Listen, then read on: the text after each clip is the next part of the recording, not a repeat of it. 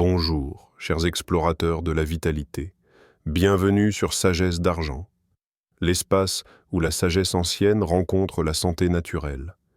Ici, nous vous guidons avec douceur vers une vie plus consciente, plus pleine, plus lumineuse. Aujourd'hui, nous vous invitons à un voyage au cœur de votre énergie vitale à travers 5 vitamines essentielles, mais vues autrement. Pas comme des compléments ordinaires, mais comme des clés subtiles de longévité, d'équilibre intérieur et de reconnexion au vivant. Abonnez-vous dès maintenant pour recevoir chaque semaine des perles de sagesse, de santé et de transformation. Et si la lumière que vous absorbez façonnait non seulement votre squelette, mais aussi votre humeur, votre paix intérieure. Il y a dans chaque aube un langage silencieux. Une caresse dorée qui touche la peau, traverse la chair, pénètre les os, et murmure à l'âme qu'elle est vivante. Ce moment, suspendu entre l'obscur et le lumineux, n'est pas qu'un spectacle pour les yeux. C'est un échange profond entre le corps et l'univers. Et au cœur de cet échange, la vitamine de cette étincelle subtile, forgée par la lumière elle-même. L'âme est une fenêtre qui s'ouvre au soleil. Platon. La science moderne vous dira que la vitamine D renforce les os, régule le calcium, soutient l'immunité. Mais la sagesse ancienne y voit plus, un élixir de connexion entre le ciel et le corps, une alchimie entre lumière et matière, entre silence céleste et pulsation cellulaire. Dans les textes ayurvédiques, on apprend que le soleil du matin possède une intelligence vibratoire, non agressive, non brûlante, mais nourrissante. On dit qu'il contient une énergie sattvique, claire, paisible, éveillante. Les anciens yogis se levaient avant l'aube pour s'exposer à cette lumière douce, le visage tourné vers l'Orient, les paumes ouvertes, comme pour recevoir une bénédiction invisible. Proverbe indien. Le soleil qui caresse la peau guérit ce que l'ombre ne peut atteindre. Avez-vous remarqué comme l'humeur change les jours de grisaille prolongée? Comme un voile subtil s'installe dans le cœur? Ce n'est pas seulement psychologique, c'est bioénergétique. Le corps, privé de lumière, perd une partie de son langage avec la vie. Le système endocrinien s'en trouve troublé. L'humeur vacille. L'énergie se replie.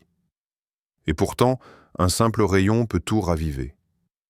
Il suffit parfois de quelques minutes de présence, d'un regard lent vers le ciel, de laisser le soleil effleurer le visage, les bras, les paupières closes, pour ressentir une résonance douce dans le corps.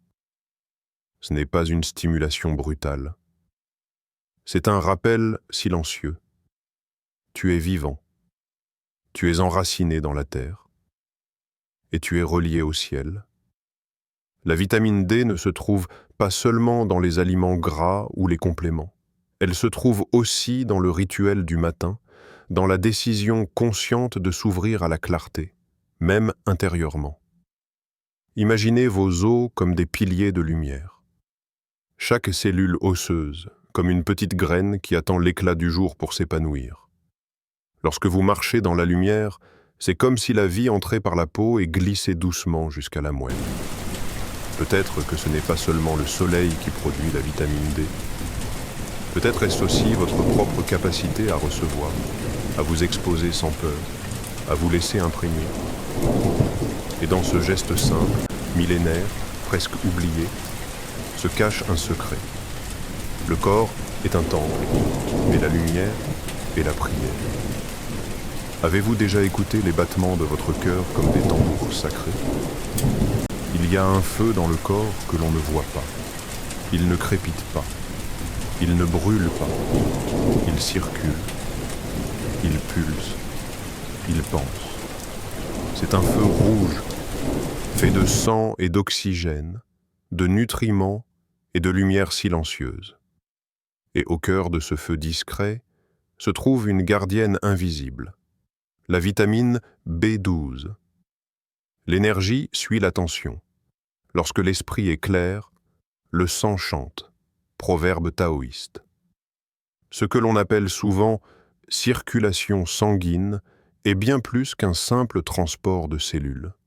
C'est un courant de conscience, un fleuve vital où chaque globule rouge est un messager. B12 est la clé de cette symphonie intérieure. Elle donne forme au sang, nourrit les nerfs, clarifie la pensée. Un esprit embrumé, une mémoire vacillante, un cœur fatigué. Parfois, ce ne sont pas les années qui pèsent. Parfois, c'est un feu qui manque. Un moteur intérieur qui ralentit, faute de ce catalyseur silencieux qu'est la B12. Proverbe chinois. Quand le sang coule comme un ruisseau tranquille, la sagesse fleurit dans le silence. Imaginez ce sang qui coule dans vos veines. Ce liquide porteur de vie, de chaleur, de présence. S'il stagne, la vie stagne. S'il accélère avec violence, l'esprit se trouble. Mais lorsqu'il circule avec calme, constance, précision, tout devient plus clair, plus doux, plus habité.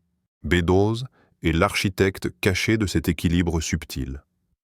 Dans la tradition orientale, on dit que le feu du corps doit être contenu dans un bol d'eau tranquille. Trop de feu, et l'on brûle de colère, d'agitation, de nervosité.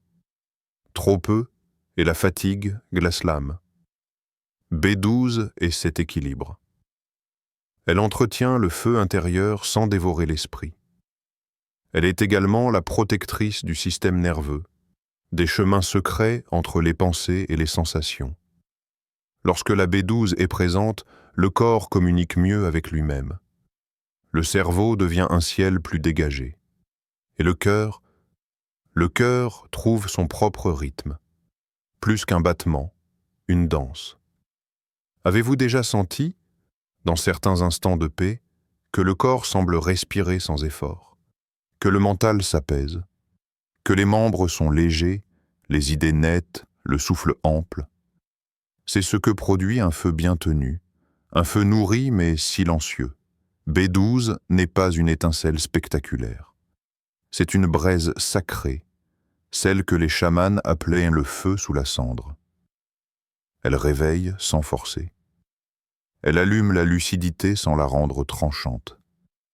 À chaque battement de cœur, à chaque impulsion nerveuse, à chaque souvenir qui revient comme une brise tiède, elle est là, invisible, présente, essentielle. Et si vous pouviez vous régénérer comme les arbres après la pluie? Il est des matins où l'on sent que quelque chose s'est lavé pendant la nuit. Une fatigue ancienne, un nœud au creux du ventre, une tension imperceptible qui a fondu dans le silence. Et quand on écoute attentivement, on devine un courant doux à l'intérieur. Un courant qui protège, qui répare, qui caresse les failles sans faire de bruit. Ce souffle discret, c'est la vitamine C. La guérison est dans le fruit, le rire, le repos et la lumière. Hildegarde de Bingen. Elle est souvent perçue comme une guerrière, protectrice des cellules, rempart contre l'oxydation, bouclier de l'immunité. Mais elle est aussi une mère silencieuse, une force douce qui répare ce qui a été effiloché, qui redonne à la peau sa clarté, aux tissus leur mémoire de jeunesse. Elle ne se contente pas de défendre.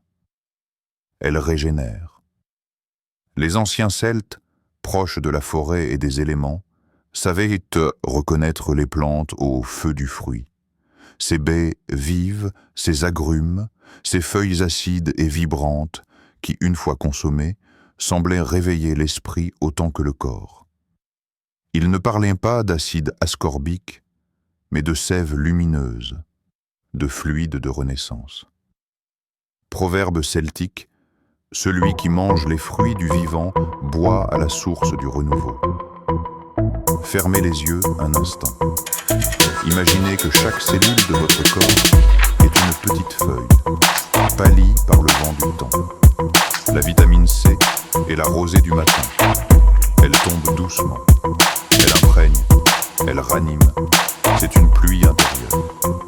Elle circule, discrète, dans les fibres, dans les nerfs, dans les moindres plis du corps. Elle efface les traces du stress, ce souffle invisible qui use de l'intérieur. Elle rend au système immunitaire son intelligence. Elle aide la peau à se refermer. Elle murmure à l'intérieur du corps. Tu peux recommencer. Tu peux fleurir à nouveau. On croit souvent que le renouveau est une révolution. Mais parfois, c'est une répétition sacrée de petits gestes invisibles. Une orange pressée le matin, un bain de soleil sur la peau, un rire inattendu, une pause respirée profondément. La vitamine C, c'est le souffle de ces moments. Elle est cette force tranquille qui balaye la poussière intérieure sans déranger les fondations. Elle est le nettoyage doux, le vent léger dans la forêt des veines, le chant transparent de la guérison. Et vous? Quand avez-vous laissé la pluie vous traverser pour la dernière fois? Quand avez-vous laissé un fruit vous parler? Quand avez-vous accepté de vous régénérer sans effort, comme si c'était naturel? Parce que ça l'est. Saviez-vous qu'il existe une sagesse cachée dans vos os? Les os ne crient pas, ne crient pas. Ils ne s'expriment pas comme le cœur qui bat, ni comme les poumons qui respirent. Et pourtant, ils portent tout haut. Ils sont le silence structurant. Le squelette est le poème que le corps écrit sans mots. Et la vitamine K2, elle, en est l'encre invisible. Ce que l'on construit à l'intérieur devient la structure de notre monde. Lao Tse. Cette vitamine est peu connue.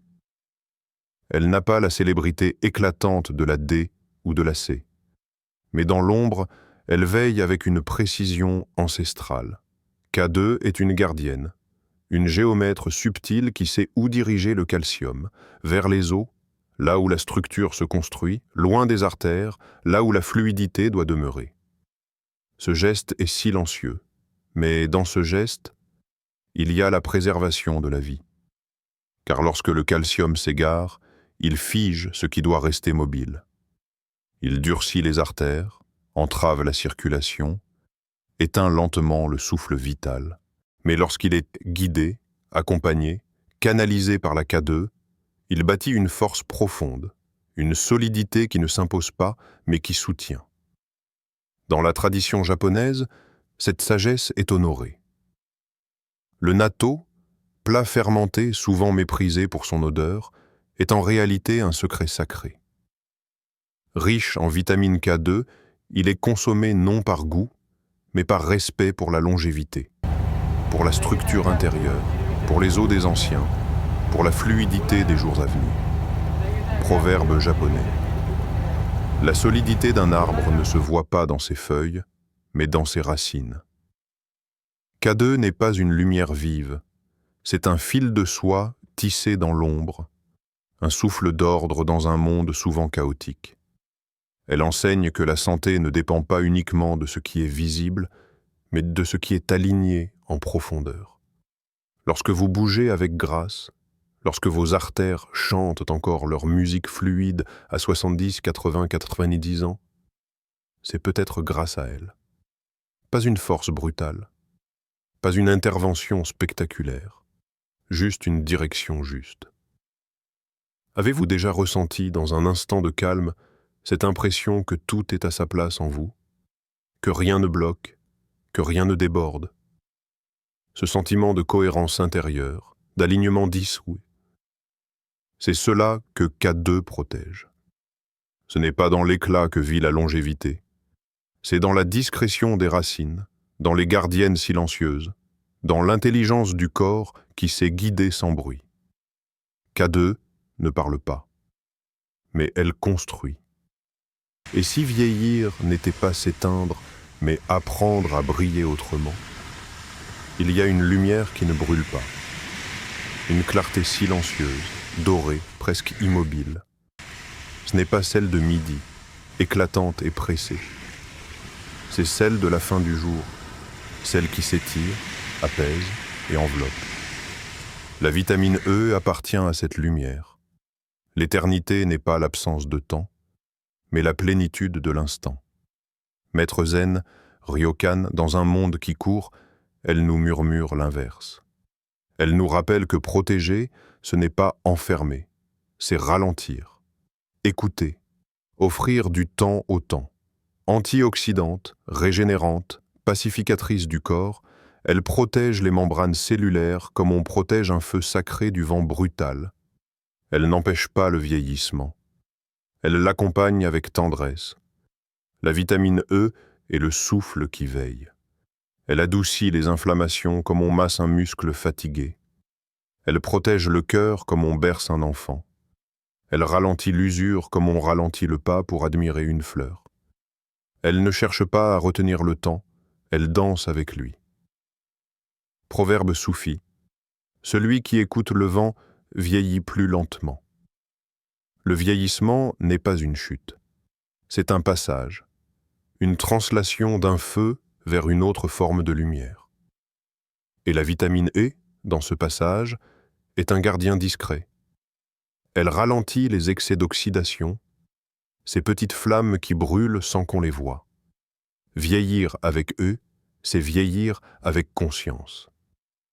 Le souffle devient plus long. Le regard plus vaste. Le corps moins rapide, mais plus habité. Elle agit là où l'on ne regarde jamais. Dans les membranes, dans les couches fines, dans les marges du tissu vivant. Comme une main posée sur l'épaule. Comme un vent doux dans les branches encore vertes. Et si, dans chaque cellule, il y avait une mémoire du rythme juste, un tempo que la vitamine E vient restaurer, celui du vivant qui ne précipite rien, ne résiste à rien, mais embrasse chaque transformation comme une saison. Ce n'est pas un miracle, c'est un art de ralentir. Quand vous nourrissez votre corps de vitamine E, vous ne faites pas que prolonger la jeunesse.